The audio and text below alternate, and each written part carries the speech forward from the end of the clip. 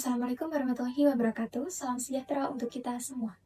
Perkenalkan, saya Zika Laili Nadila dengan NPM 24013010357 dari kelas Bahasa Indonesia G577. Bahasa Indonesia adalah bahasa persatuan yang harus digunakan dengan baik dan benar. Oleh karena itu, kita perlu memperhatikan penggunaan bahasa Indonesia yang sesuai dengan kaidah bahasa Indonesia. Nah, dalam kesempatan kali ini saya akan membahas perihal kesalahan-kesalahan berbahasa Indonesia dalam ruang publik. Pada gambar ini dapat kita lihat nama toko yaitu 3Second menggunakan huruf kapital secara keseluruhan dalam penulisannya. Menurut Pabi sendiri, penulisan huruf kapital secara keseluruhan hanya dapat digunakan dalam menulis singkatan dan akronomi.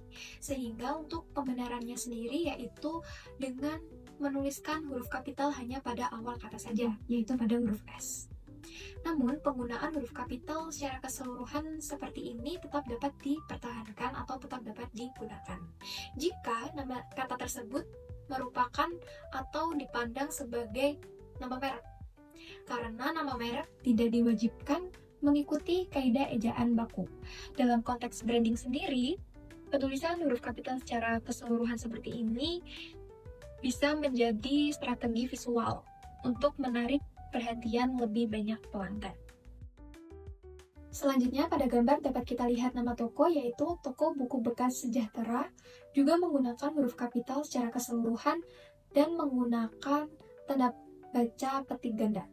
Sementara menurut Puebi sendiri, penggunaan atau penulisan tanda baca petik ganda digunakan untuk menulis judul atau nama karya.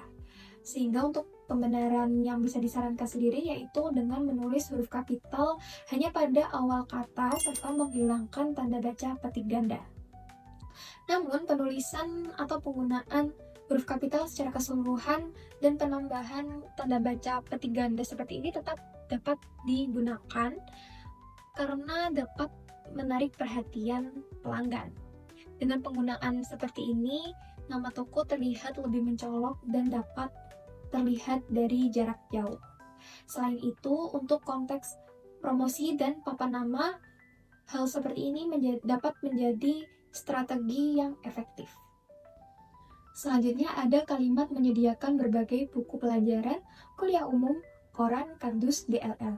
Kesalahan pada kalimat ini sama seperti kesalahan pada kalimat sebelumnya, yaitu penulisan huruf kapital secara keseluruhan yang tidak disarankan oleh Puebi.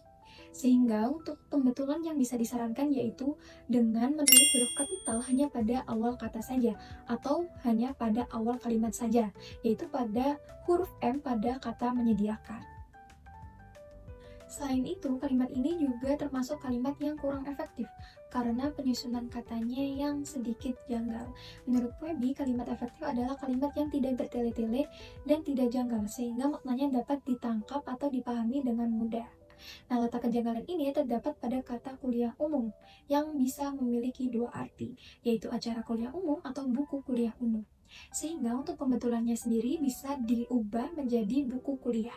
Selain itu, ada juga pada kata DLL yang merupakan singkatan dari dan lain-lain bisa diubah menjadi huruf atau kalimat biasa yaitu dan lain-lain.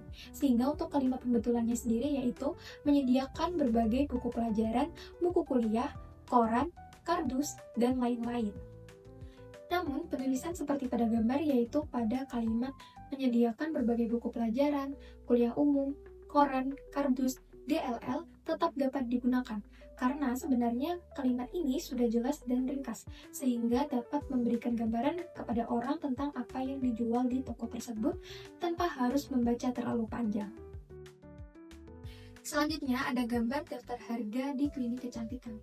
Kesalahan penulisan pada kalimat ini yaitu terletak pada adanya campuran antara bahasa Indonesia dan bahasa asing, yaitu bahasa Inggris. Menurut kaidah Puebi dan Undang-Undang Nomor 24 Tahun 2009 tentang bendera, bahasa, dan lambang negara, bahasa Indonesia seharusnya digunakan dalam ruang publik, termasuk papan informasi dan promosi, kecuali jika memang kata tersebut tidak memiliki padanan yang tepat dalam bahasa Indonesia.